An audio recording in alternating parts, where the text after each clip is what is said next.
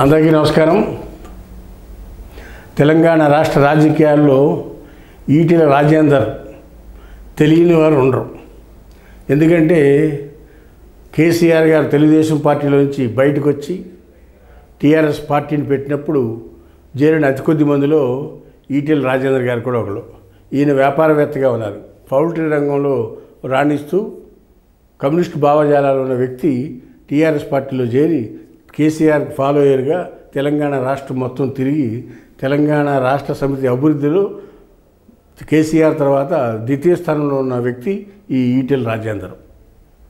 ఈయన బీసీ వర్గానికి చెందిన వ్యక్తి, మున్నూరు కాపు కులస్తుడు. బీసీ సామాజిక వర్గం, బలమైన సామాజిక వర్గం ఉన్న వ్యక్తి ఈటెల రాజేందర్. ఆ రోజు 2004 ఎలక్షన్స్లో మొదటిసారిగా ఎమ్మెల్యేగా నుంచి విజయం సాధించారు. ఆ తర్వాత మధ్యలో మిడ్ పోల్లో మళ్ళా గెలిచారు. తర్వాత 2009లో TDP alliance, communist party alliance మళ్ళా నుంచి మళ్ళీ 2009లో గెలిచారు. 2014 ప్రత్యేక తెలంగాణ వచ్చినాక మళ్ళా అక్కడి నుంచి విజయం సాధించి తెలంగాణ రాష్ట్ర మంత్రిగా కూడా ప్రమాణ స్వీకారం చేసి తెలంగాణ రాష్ట్రంలో మా మంత్రివర్గంలో ప్రముఖంగా ఉన్నారు ఈటెల రాజేందర్. సీఎం కేసీఆర్ తర్వాత రెండవ స్థానాన్ని ఈటెల రాజేందర్గా చెప్పుకోవచ్చు. ఆ తర్వాత 2018లో జరిగిన ఎలక్షన్స్లో కూడా మళ్ళా సాధించి మళ్ళా కేసీఆర్ క్యాబినెట్లో మళ్ళా హెల్త్ మినిస్టర్గా కూడా పనిచేశారు.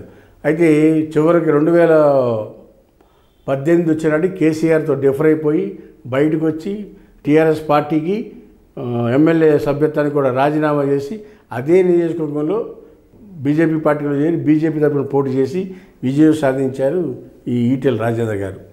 తర్వాత 23 జరిగిన ఎన్నికల్లో కరీంనగర్ జిల్లా నుంచి ఎమ్మెల్యేగా ఓటమి పాలయ్యారు.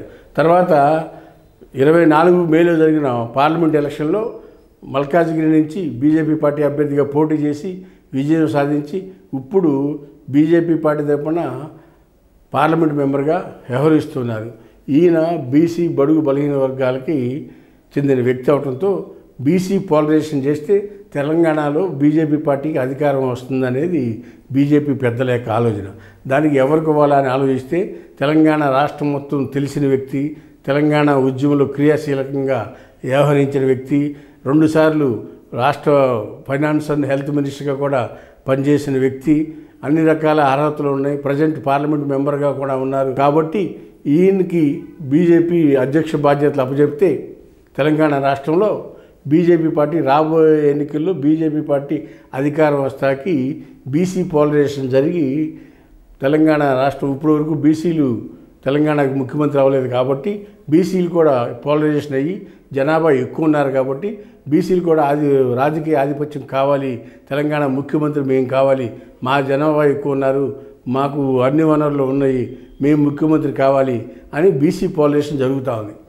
కాబట్టి అందువలన బీసీ పోలరైజేషన్ అవుతూ ఉన్న సందర్భంలో తెలంగాణకి బీసీ అధ్యక్షుడు చేస్తే రాబోయే రోజుల్లో తెలంగాణలో బీజేపీ పార్టీ జెండా ఎగరవేస్తాకి బీజేపీ పార్టీ కేంద్ర నాయకత్వం ఆలోచిస్తూ ఉంది.